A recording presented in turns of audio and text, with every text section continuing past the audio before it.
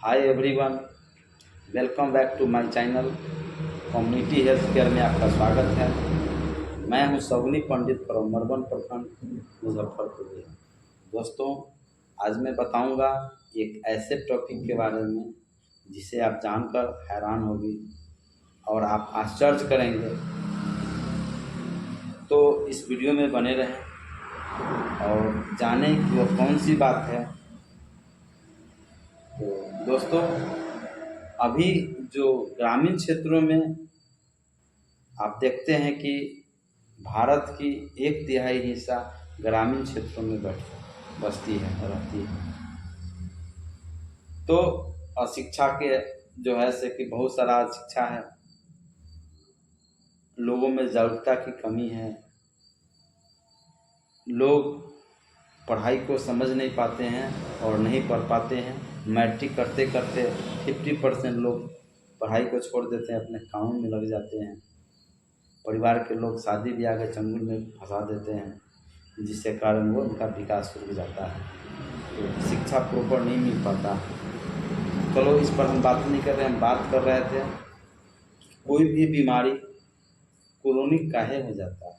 अगर किसी पेशेंट को बुखार हुआ तो कॉमन बुखार, नॉर्मल बुखार कभी कभी मेजर रूप ले लेता है, गंभीर रूप ले लेता है। ऐसा क्यों होता है? इसके पीछे रीज़न है, कारण ये है, अगर कोई पेशेंट किसी डॉक्टर से, ग्रामीण चिकित्सक के पास गया दिखाने या फिर मेडिकल स्टोर में गया दिखाने, मेडिकल स्टोर में दवाई लेने गया, तो किसी भी दवाई को कुछ उसका अपना टाइम टेबल है, कुछ अपना डोज है।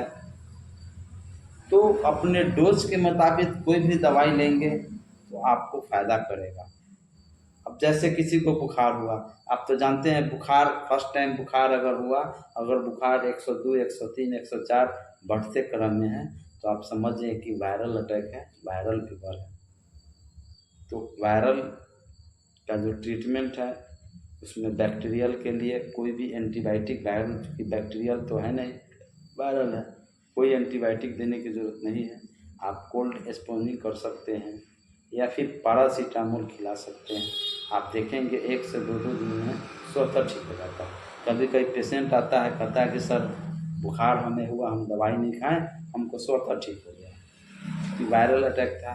वायरल जब आता है तो आपके बॉडी के इम्यून सिस्टम पर अटैक करता है। तो बुखार का मतलब है कि आपका जो आपके शरीर के अंदर जो वायरस अंदर जा रहा था, आपके बॉडी के अंदर जो इम्यूनिटी है उसे फाइट करता है, उसे लड़ता है। ठीक है, तो उस समय बैक्टीरिया वायरस का मल्टीप्लिकेशन होता है, हाई फीवर हो जाता है। तो होता क्या है कि आप किसी मेडिकल स्टोर में गए, 2 दिन या 3 दिन से बुखार है, फिर वायरस से फिर बैक्टीरियल में कन्वर्ट हो गया, आपके फीवर बैक्टीरियल फीवर हो गया, बैक्टीरिया का बुखार हो गया। तो अगर कोई डॉक्टर आपको सिलेक्ट किया कि आपको सिफैक्जिम खाना है, टैक्सिन ग्रुप की जो टैबलेट है जैसे सिफैक्जिम खाना है, तो आपको एडवाइस दिया गया कि आपको 5 दिन खाना है, 3 दिन खाना है, पैरासीटामोल लेना है, सिट्रीजिन लेना है ना, बी कम्प्लेक्स लेना है, गैस की दवाइयाँ लेना है। पेशेंट क्या करते हैं, 2 खुराक दवाई लेंगे। अगर 2 खुराक में आराम नहीं हुआ तो फिर क्या करेंगे, फिर दूसरे डॉक्टर्स के पास जाएंगे ग्रामीण क्षेत्रों में, फिर वो जाएंगे तो फिर वह फिर दूसरी दवाई देंगे, उसको सिप्रोफ्लॉक्सासिन देंगे, सिप्रोबिट दे दे, सिप्रान दे दे, एल्सीप्रो दे दे, जो भी कंपनी के दवाई दे, यानी सिप्रोफ्लॉक्सासिन देंगे। फिर तीसरे डॉक्टर के पास जाएंगे तो वो सेफोडॉक्सिन दवाई देंगे। सेफोडॉक्सिन में बहुत सारी कंपनियां बनाती हैं, फिर वो 2 गोली लेगा, 2 गोली 4 गोली लेगा। फिर नहीं ठीक हुआ, फिर कहीं जाएगा तो अजिथ्रोमाइसिन लगेगी, 1 गोली 2 गोली खाएगा। फिर उससे भी नहीं ठीक हुआ तो फिर 2 इंजेक्शन लेगा।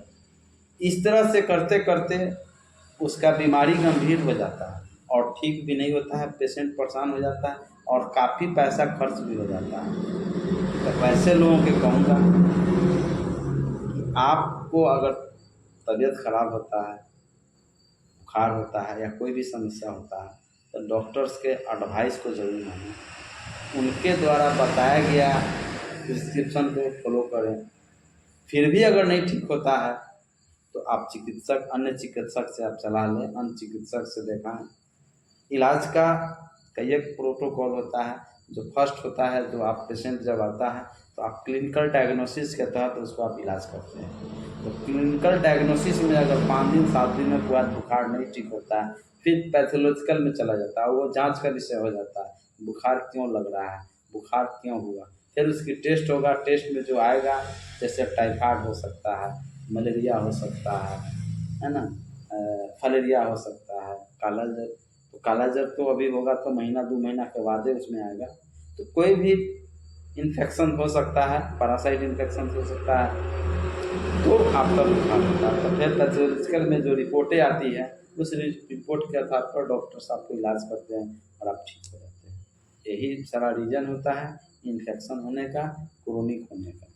दोस्तों, उम्मीद करता हूँ कि ये जो मैंने बताया है वह काफ़ी आपके लिए फ़ायदेमंद होगा, काफ़ी कुछ जानने को मिला होगा, सीखने को मिला होगा। तो अगर आप मेरे चैनल में नए हैं या फिर पहली बार चैनल से जुड़े हैं तो प्लीज़ लाइक करें, सब्सक्राइब करें और वीडियो को ज़्यादा से ज़्यादा, अधिक से अधिक लोगों में शेयर कर सके, ताकि लोगों में जागरूकता आवे और ऐसी गलती करे से बचें और दोबारा ऐसी गलती ना करें। तो आप सभी को बहुत बहुत धन्यवाद। आप लोग स्वस्थ रहें, ऐसी हम कामना करते हैं। और नए नए वीडियो के साथ मैं आता हूँ और आपको कुछ न कुछ सीखने का मैं मौका देता हूँ।